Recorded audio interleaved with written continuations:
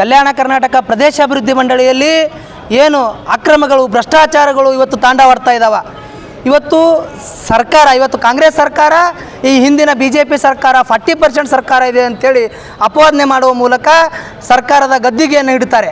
ಆದರೆ ಇವತ್ತು ಮಂಡಳಿಯಲ್ಲಿ ಏನು ಸತತವಾಗಿ ಸಾವಿರಾರು ಕೋಟಿ ರೂಪಾಯಿಗಳ ಅವ್ಯವಹಾರ ಭ್ರಷ್ಟಾಚಾರ ಆಗ್ತಾಯಿದೆ, ಇದನ್ನು ತಡೆಗಟ್ಟುವ ನಿಟ್ಟಿನಲ್ಲಿ ನಾವು ಮಾನ್ಯ ಉಚ್ಚ ನ್ಯಾಯಾಲಯಕ್ಕೆ ನಾವು ಒಂದು PIL ಅಂದರೆ ಸಾರ್ವಜನಿಕ ಹಿತಾಸಕ್ತಿ ಅರ್ಜಿಯನ್ನು ಹಾಕಿದ್ವಿ. ಆ ಸಾರ್ವಜನಿಕ ಹಿತಾಸಕ್ತಿ ಅರ್ಜಿಯನ್ನು ಇವತ್ತು ಘನ ನ್ಯಾಯಾಲಯ ಬೆಂಗಳೂರು ಏನು ಇವತ್ತು ನಮ್ಮ PILನ್ನು ಆಕ್ಸೆಪ್ಟ್ ಮಾಡ್ಕೊಂಡಿದೆ. ಇದು ತುಂಬ ಸಂತಸದ ವಿಷಯ.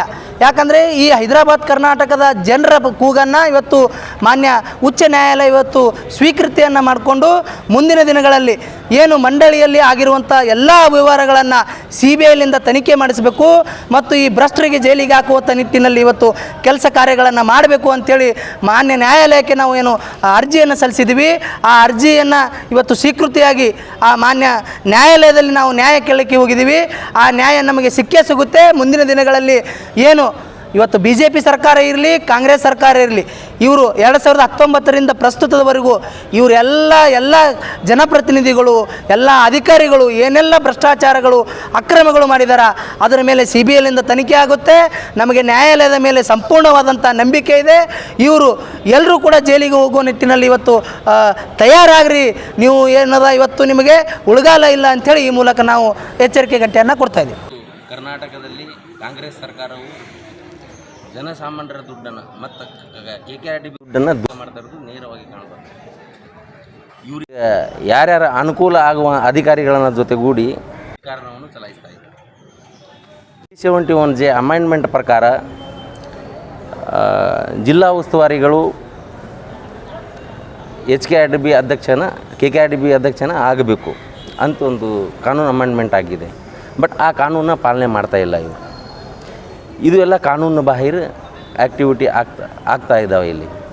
ಹಾಗೆ ಸೆಕ್ರೆಟ್ರಿ ಅವ್ರನ್ನೂ ಜೂನಿಯರ್ ಕ್ಯಾಡ್ರದವರು, ಅಲ್ಲಿ ಸೀನಿಯರನ್ನು ತಂದು ಕೂಡಿಸ್ಬೇಕು. ನಮ್ಮ ಭಾಗ ಬೆಳಿಬೇಕು, KKRDB ಮತ್ತು ಹೈದರಾಬಾದ್ ಕಲ್ಯಾಣ ಕರ್ನಾಟಕ ಅಭಿವೃದ್ಧಿ ಆಗಬೇಕಂದ್ರೆ ನಮ್ಮ ಭಾಗಕ್ಕೆ ಉಸ್ತುವಾರಿ ಸಚಿವರನ್ನು KKRDB ಅಧ್ಯಕ್ಷನ ನೇಮಕ ಮಾಡಿ ಆದೇಶ ಮಾಡಬೇಕು. ಮತ್ತು ಒಂದು ಸೀನಿಯರ್ ಕ್ಯಾಡ್ರ್ ಇರ್ತಕ್ಕಂಥ IAS ಅಧಿಕಾರಿನ ಸೆಕ್ರೆಟರಿಯನ್ನು ನೇಮಕ ಮಾಡಬೇಕು. ಹಾಗಂತ ಇವೆಲ್ಲ ಭ್ರಷ್ಟಾಚಾರಗಳು, ಈ ಇನ್ಫ್ರಾಸ್ಟ್ರಕ್ಚರ್ ಡೆವಲಪ್ಮೆಂಟಲ್ಲಿ ಏನು ಭ್ರಷ್ಟಾಚಾರಗಳು ಆಗ್ತಾ ಇದ್ದಾವೆ. ಆ ನಿಮಿತ್ತವಾಗಿ ಥರ್ಡ್ ಪಾರ್ಟಿ ಇನ್ಸ್ಪೆಕ್ಷನ್ ಆಗಲಿ ಮತ್ತು ಒಂದು ಏಜೆನ್ಸಿಗಳನ್ನು ಅಪಾಯಿಂಟ್ಮೆಂಟ್ ಮಾಡೋದಾಗಲಿ ಇದರಲ್ಲಿ ಕೂಡ ತಾರತಮ್ಯಗಳು ಮಾಡ್ತಾ ಇದ್ದಾರೆ. ಇದರ ನಿಮಿತ್ತವಾಗಿ ನಾವು ಮೊನ್ನೆ ಅಹಿಂದ ಚಿಂತಕರ ವೇದಿಕೆ ಕಡೆಯಿಂದ ನಾವು ಹೈಕೋರ್ಟಿಗೆ PILನ್ನು ರಿಟ್ ಪಿಟಿಷನನ್ನು ಹಾಕಿದ್ವಿ. ಅದು ಆಕ್ಸೆಪ್ಟ್ ಕೂಡ ಆಗಿದೆ. ಮುಂದೆ ಬರ್ತಕ್ಕಂಥ ದಿನದಲ್ಲಿ ನಮ್ಮ ಕಲ್ಯಾಣ ಕರ್ನಾಟಕಕ್ಕೆ ಒಂದು ನ್ಯಾಯ ಸಿಗಬೇಕಂದ್ರೆ ಈ ಭಾಗದ ಎಲ್ಲ ಸಾಮಾಜಿಕ ಹೋರಾಟಗಾರರು, ಸಾಹಿತಿಗಳು, MLA MP ಗಳು ಏನು ಲೀಡರ್ಗಳು ಅದಾರ, ಇವರೆಲ್ಲರೂ ಜೊತೆಗೂಡಿ ಈ ಅನ್ಯಾಯದ ಪರವಾಗಿ ಹೋರಾಟ ಮಾಡಬೇಕು. ಈ ಭಾಗದ ಜನರಿಗೆ ನ್ಯಾಯ ಇಸ್ಕೊಡಬೇಕು ಅಂತ ನಾವು ನಮ್ಮ ಸಣ್ಣ ಕೈಯಿಂದ ಹೋರಾಟವನ್ನು ಮಾಡ್ತಾ ಇದ್ದೀವಿ. ಈ ಹೋರಾಟಕ್ಕೆ ಎಲ್ಲರೂ ಬೆಂಬಲ ನೀಡಬೇಕು ಮತ್ತು ನ್ಯಾಯವನ್ನು ನಮಗೆ ಕೊಡಬೇಕು, ಈ ಭಾಗಕ್ಕೆ ನ್ಯಾಯ ಕೊಡಬೇಕಂತ ನಾವು ಈ ಹೋರಾಟ ಮಾಡ್ತಾ ಇದ್ದೀವಿ.